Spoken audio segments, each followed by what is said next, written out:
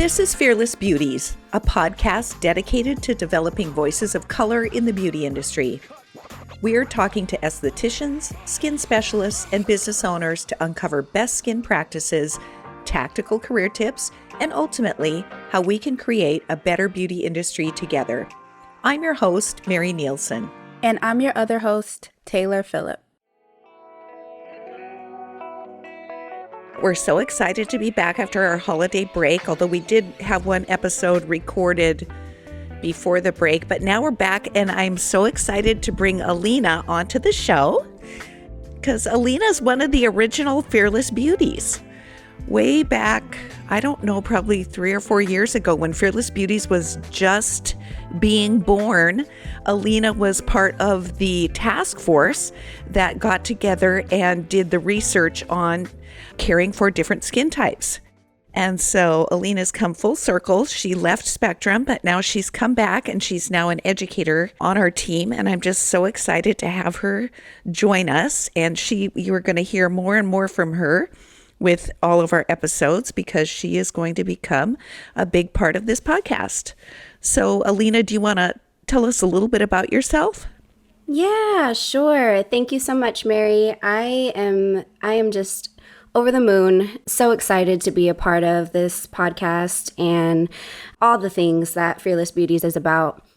I am a Spectrum alumni. I've been a licensed esthetician for close to 10 years and a certified advanced esthetician for the last 4. So yeah, so happy to be here. The OG is back. That's right. Back and better. Back and better. So today, the 3 of us are going to be talking about life coaching, which is a trend. I would like to say trend is like my favorite word, but it's a big industry. Yes. So I'm excited to get into that a little bit.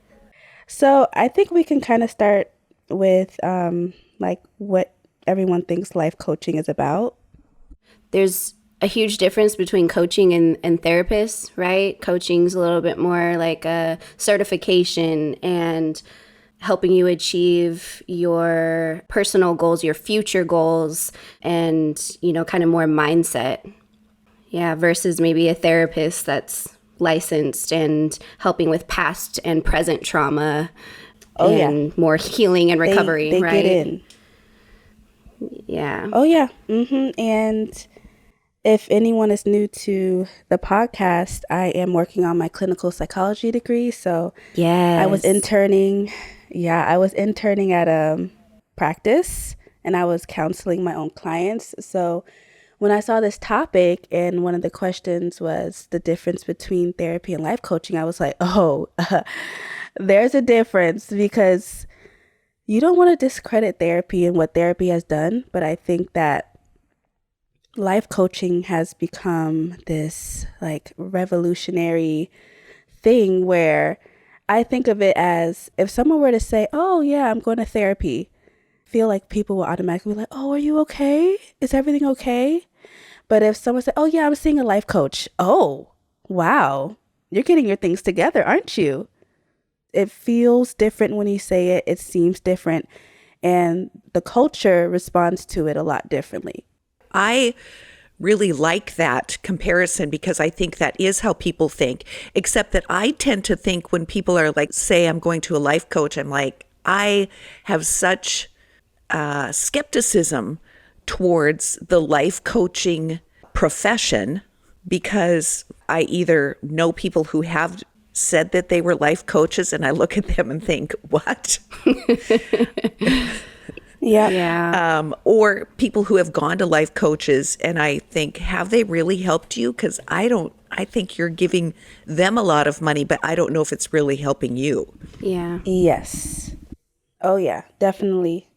And I think that's the big thing with a lot of industries in the world right now is money.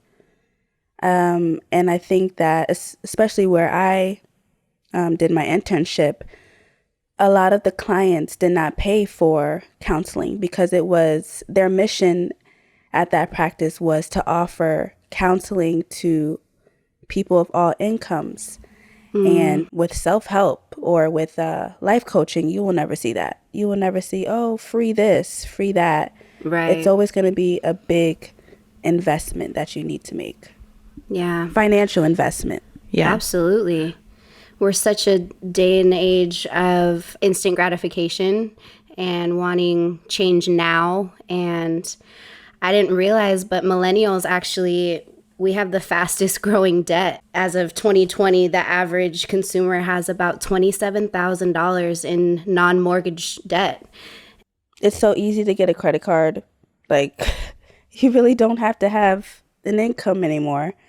Well, this yeah. is going to be my plug for Taylor and Taylor budgets. Oh, Because gosh. if you are a millennial, if you are a Yes. millennial and you're struggling with getting your finances under control, don't hire a life coach. Check out Taylor Budgets in her YouTube Yeah. channel, because she has got, and it's free. It's free. And she is just offering this because she's found the secrets to helping people get out of debt. So that's my plug for that. Oh, thank you, because I wasn't going to do it. I did 'em not plug know. myself. But but back to life coaching. Is life coaching sort of an invented, privileged white woman problem where she feels like she's not perfect? Yeah. And it's her one more effort to try to fit into a mold or become a certain way because there's a certain picture of how life should be and it's not that way. And so you're going to spend big dollars to have somebody guide you into making the life that you want. Yes. I'm kind of, But how do you even know I'm sorry, Alina, but how do you even know it's the life that you want? I think it's just women seeing what these life coaches have and they're like, maybe I want that. But you don't really know what you want. And that's what I think is different between therapy. With therapy, that therapist in you will really dig in deep and find the origin of why you are the way you are and try and help you dig out of that hole. I agree, Taylor. Yeah. Yeah, I don't even know what life coaches do. I've never had one, but I know it's more of like a quick fix type of thing. It feels like a life coach could be replaced with a mentor, and finding somebody, if it's career oriented, finding somebody in your field that is doing better than you, that you can go to for unsolicited advice, just building a strong tribe and finding mentors, people that are doing better than you, that you actually know and can build a personal relationship. I think that is just such a safer, more kind of tangible route than some Instagram famous life coach, in my opinion. Yeah. And I think it's kind of the demographic of women who maybe stay at home moms or just not in their field. A woman who's lonely and just like you said, who needs like that community, who needs a safe space. And I think it's an easier route to go to life coaching than to therapy. So I agree. well, and do you think the business of life coaching has grown with COVID and people being more isolated and I think living more in their head? Yeah. And I think with, not to be all morbid, I think that's the word, but there's been a lot of deaths since COVID. It's been over, 6 million now. And I think men and women are starting to like, oh, is this my life? Like, I don't want to die and like just not have fulfilled what I wanted. I don't want to stay at a job that's making me unhappy, and that's a lot. People are quitting jobs left to right.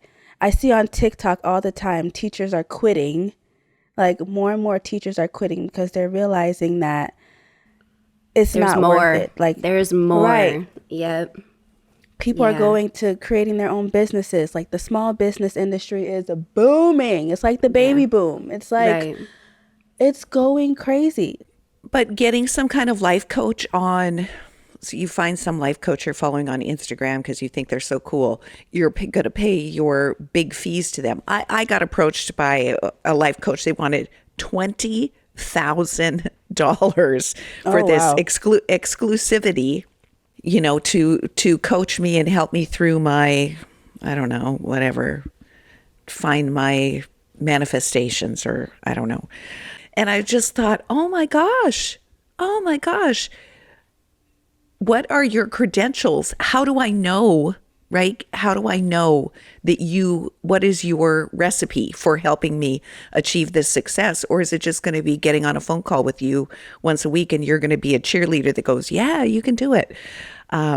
What's your way of helping me get to whatever the success level that I'm thinking I need to achieve? What is their credibility? Like Taylor, we know you are a mental health therapist because you have the educational background. You've got that education behind you that supports the advice and the guidance that you're giving to people. What does a life coach have? Yeah, a certificate, which you can get anywhere. And it's like, I don't want to sound like I'm bashing life coaches because it really helps people.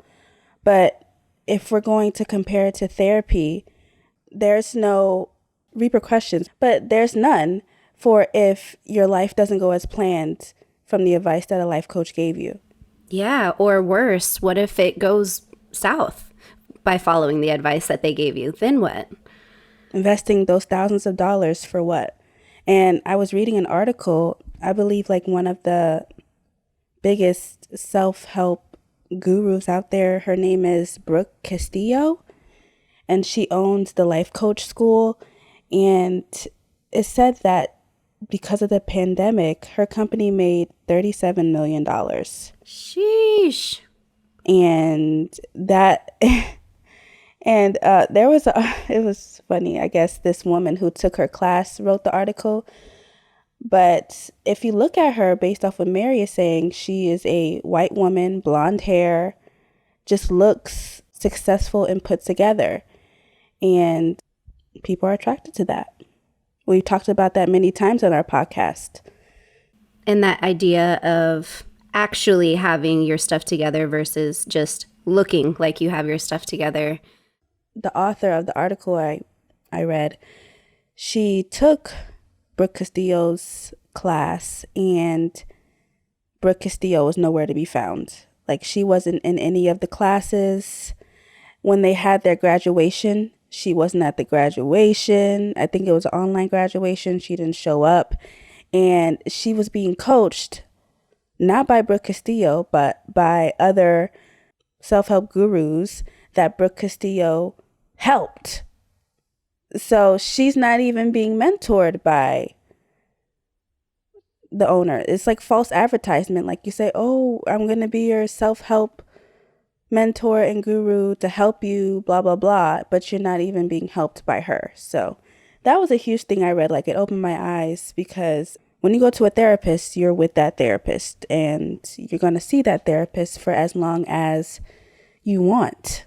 Well, and there's credentials behind it. Somebody who goes like the life coach school. Well, I might open the Mary Nielsen Academy of Life Coaching. Yes. Yeah. Anyone And can. Yeah. I will make you a life coach, Alina, and I will make you a life coach, Taylor. And it's just going to be. And so that's where I think the deception comes in, because people, and maybe they just don't do their research enough to, if someone is saying, well, I've graduated from the life coaching school, or whatever you want to call it, they somehow are feeling there's sort of a sense of legitimacy behind this person that I'm going to. We're really, like you said, Alina, finding a mentor, finding someone that's just doing better than you, or is doing something that you aspire to do, and just having them willing to share their tips for success. Right. And a lot of the time, it's in your community. It's closer than you would think. If you look for it, it's there. And I was also thinking about YouTube. How many YouTubers and even bloggers out there just spit out, advice, and they could easily be called life coaches. There are so many life coaches on YouTube. Mommy coaches, nutrition coaches. I mean, that's all part of life, and you get it for free. So you could easily call yourself a life coach. It's very simple, and I like to call it YouTube University. You learn a lot from YouTube. So true. And it's all so free. True. You can call me the budget coach. Yeah. It's very easy. Definitely. So Well, there's so many, I think in the aesthetics world, there's so many esthetician coaches popping up to help you, the 6-figure income, the 7-figure income. There's all the different coaches that I see that either want a monthly fee, or you can jump on my Facebook group, join my personal Facebook group. And I struggle with the credibility of some of these people. And I know that sounds really judgmental, I think. But I guess I'm just being judgmental. I'll just put it out there, right? This is what we do judgmental on the podcast. I'm just kidding. Because I'm not sure, are they becoming a coach? They're an esthetician coach. I'm going to help you with marketing or branding or building your business. Is it because you were not successful in your own business? Mm-hmm. Where is your success? Can you show me that success, or do you just tell me that you had a successful business?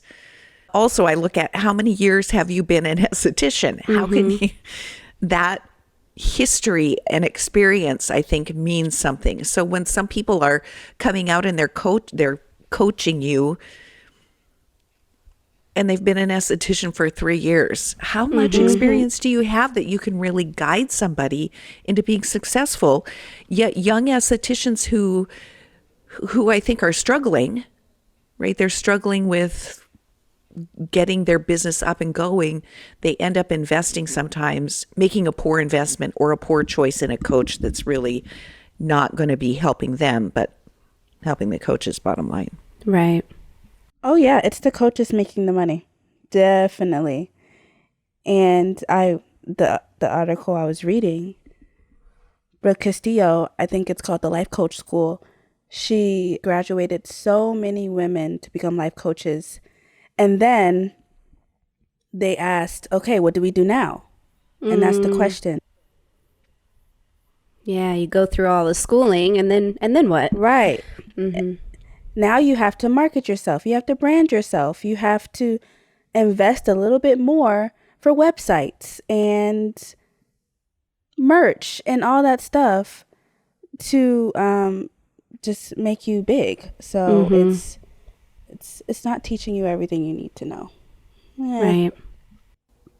Well, if somebody was looking for a coach, just to say, not a therapist, but a coach, what kind of things should they be looking for? How long they've been in the industry, for sure. I was going to say something it sounds so bad, but I guess like the amount of like followers you have, like Instagram followers, because I mean, that's credibility. Like testimonials. That's a good one. Yeah. Yeah, I think testimonials. I know I have been approached, again, just as a business owner with Spectrum, where, so I can think of 2 in specifics, like, oh, we'd love to take over your social media. It's going to cost you this much a month. We'll be able to help you with this. And I look and think, we have more followers than they do. You're not going to help me because you obviously, if you were building your own brand and were credible, you would have a better following. And so I do think, Taylor, I think you're right, like looking at what their just investigating a little bit of their social media. Also, what is their background? Mary, you mentioned Spa Strong yesterday. We kind of touched on Spa Strong, and I dove into her Instagram and stuff, and it's a couple, and the husband was a police officer for years. And I don't think he even has an esthetician background or license or anything. And so that was kind of like, that's interesting. How did you guys land on this? Going back to the follower thing too, you can buy followers now. And so you got to kind of, I don't know, go scroll through who are robots and who are real people, looking for real help. Yeah, I've seen Instagram pages with tens of thousands of followers, and if you go through their posts, they have like 200 likes. You're not going to have 200 likes if you have 50,000 followers. And that's just, digging through. It's not to say that followers are everything, but when you're running a social media brand, and with life coaches, it's all social media. You have to have some type of credibility there. People have to be following you, listening to you, taking in your every word, and you can see that through likes and comments and stuff like that. Definitely. Well, I think if I was looking, at a coach, I would ask that coach for the names of some people who were being coached and just call them. You're being coached by Alina. Can you tell me how she's helped you? And I think that coach would be willing to give you the names of people who would vouch and validate that they're getting actual help. Mm-hmm. Oh, that's a good one. Yeah, definitely. I don't want estheticians to be spending money on things that aren't going to help their business. And there are so many other resources out there that aren't going to cost them a lot of money. And so I just want to make sure they're thinking it through before they reach out. Yeah. And I think it's okay to ask for help because there's a lot of businesses that don't have all of the Instagram followers and things like that, but they're really, really dope. Like they're really good at what they do. And they just need someone to help them grow and grow their followers. And I think it's also like, hey, Mary, do you know anyone that could help me with this? Yeah, I know this person. And by you trusting Mary, you understand that, okay, whoever she's leading me to is pretty good, even if they don't have all of the followers and blah, blah, blah. So True. Just asking around, asking people you trust. And maybe not getting sucked into, okay, you know how if you look at something on the internet, you happen to look at something and then for weeks afterwards, little ads are popping up all over your, wherever else you go. Don't suck into that little temptation that's there because they do it for a reason. Yes, they're doing it for a reason. Yeah. Yes. Yeah. So I guess we can talk about the other side of it. So what are signs to look for to make sure that it's not a scam?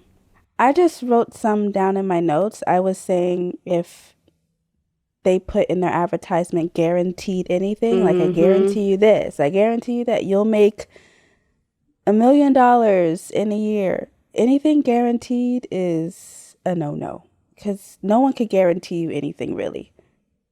Yeah, I agree. I think getting clear on what tools and support you need so that you don't get sucked into an unattainable fantasy kind of thing. But yeah, when they promise incomes or large returns or this proven system, and a lot of the sites that I was looking at do have, success stories and stuff. But Mary, like you were saying, kind of go into those people's pages and seeing what are they up to? What have they done with the information that they've gotten from this? Yeah, go down the rabbit hole a little more. And I also think looking at if there is big pressure for money, big pressure for sign up now. This is your only chance. We're giving you this, offer this one time, and you've only got till 24 hours to decide and you're going to miss out. And that kind of pressure, I just think is a turnoff to, I would be cautious. Do you guys think people should be reporting fraud more if they experience it? Yes, but who do you report it to if you're a life coach? Who do you report it to? The life coach police? There isn't any. I have, I've been getting scammers pretend to be me on my YouTube. Oh. Where they're messaging my supporters. They're messaging their Instagram and so under my comments, like, okay, it's absolutely ridiculous the amount of reporting I've had to do in the last month, but these scammers are creating a profile, a YouTube with my picture, my name, and commenting under my supporters' comments a number to like a WhatsApp. And those supporters are reaching out to me on Instagram saying, hey, is this you? Because I think you told me to go to WhatsApp for a giveaway prize. And I'm like, no, it is not me. And Wow. I tell them all the time, like, these scammers are really good. And then all I could do is report them. But I'm thinking, where am I reporting them to? Like, Yeah. every time I report them, they come right back. So what is YouTube getting it? Like, what is going on? So honestly, I don't know where they go. And it's very frustrating. So that's just my experience with it. Well, and actually, that's another thing, is that make sure if you are going to be engaging with the coach, that it's a real coach, that it is the real authentic coach, and not, you're not engaging with Taylor budgets with 2 S's or Taylor space budgets, that you're really engaging with Taylor budgets. Especially if you're investing money. That's a very real Right. danger of, Like, I would never ask you for any money. Some of the scammers, come to the WhatsApp. Here's an investment opportunity. I will never ask you to give any, like, I don't even want $1. So no. But so why do you think scamming is so prevalent in the coaching industry? Probably because it's easy, right? I don't know how you create these fake identity things, but it's probably easy, and people maybe are already vulnerable. If you're looking for a coach, maybe you're already pretty vulnerable and feeling needy, and so you're going to be more vulnerable and be more, I don't want to say gullible, but you're going to be more believing because it's what you want, right? You're looking for what you want. Yeah, and I hate to say the word desperate, but it is kind of what it is. Like, you're desperate for help, and you want to get it wherever you can. So yeah, and it's like there's no accountability for life coaches. Like, if something goes wrong, then it goes wrong. You decided to make that financial investment. I just think navigating the internet and social medias, you just really have to navigate with caution, because people can be whoever they say they want to be. And Right. I mean, social media is your friend. it's supposed to It's be. like the whole catfish thing. Yeah. Like the catfish show. Neve and the other person, they go down rabbit holes to find who that person really is. Do your homework. And another question I thought was pretty good was the North American culture. Like, why is it so easy for us to fall for life coaching? I think maybe just the freedom that is portrayed with it, and just the lifestyle that is portrayed through social media. It's enticing. I feel like our culture tells us that we're not okay as we are, that we have flaws in us, that we're not, there's something wrong with us. Either there's something wrong with our appearance, there's our body, our personality, our business, our everything. There's something wrong, and we're looking for the fix for it. Yeah. Oh, I love that so much. There's a lot of comparison too. Comparison, that's the word. We're Yeah. comparing. I mean, every industry. I feel like every one of us compares ourselves just a teeny weeny bit to Yes. someone. And that whole FOMO thing, right? Oh, like the yeah. fear of missing out. Oh yeah, it's dangerous. Like, it will make you turn your whole career around, and that's probably not even what you wanted to do, because this person is just looking so glamorous, and Exactly. what they put on Instagram and TikTok or whatever. Oh man, their life must be amazing. I need that. And then you see, like, months and months down the line, that same person does a post. I've been going through depression and anxiety and comparing myself to others, and I have it really hard. Like, I may present myself as perfect, but I am not perfect. How many times have you seen that? Too many. That's what therapy is for. Everybody needs therapy. I agree. You can't go to a life coach and fix that. Right. Gosh. Right. So yeah. But see, that might be another way to find a good coach, is that you've got a coach who's honest, who tells you when transparent. who if they don't do it, they're not perfect all the time. And I think that's an important indicator as well to be looking at versus the perfect person. Oh, that's a good one. Yeah. Vulnerability. I love that. This topic is just so good. I remember when I read it, I was like, oh, I don't even know what am I going to talk about? But look at us. It's big. It's a big industry. So yeah. Like you said, I think everybody needs a therapist. I think that should be your first step. That should be the title of this podcast. Yes, everybody needs one. We all need help. Nobody's perfect. And gosh, life would be so boring if we were all perfect and doing the same things. And the flaws is what makes life beautiful in my eyes. If you don't have a struggle, the success doesn't feel as good, but That's absolutely true. It makes the success that much sweeter. But Definitely get a therapist and a mentor. Yeah. You can have both for sure. yeah, Definitely. agreed. So I think we pretty much hit the nail on the head. I think to end the podcast, we can just shout out Alina again for coming on as a co-host. Hey. This dynamic is absolutely amazing. I'm loving it. So where can the beauties find you, Alina? Yeah, I'm not super active on social media. I do pop on Instagram at True Skin Lab. So you can find me there.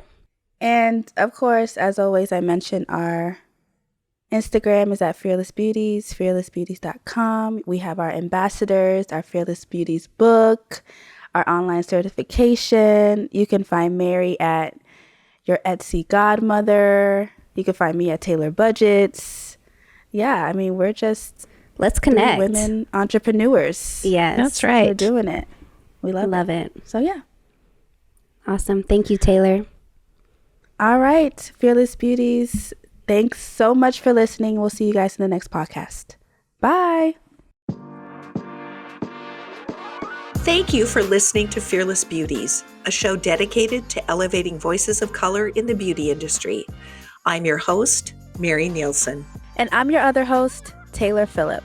Until next time, keep educating yourself, remember to stay open, and be fearless in the pursuit of creating a better, more inclusive world.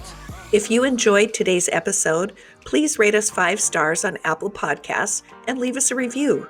Special thanks to my co-host Taylor and our producers at Quill Inc.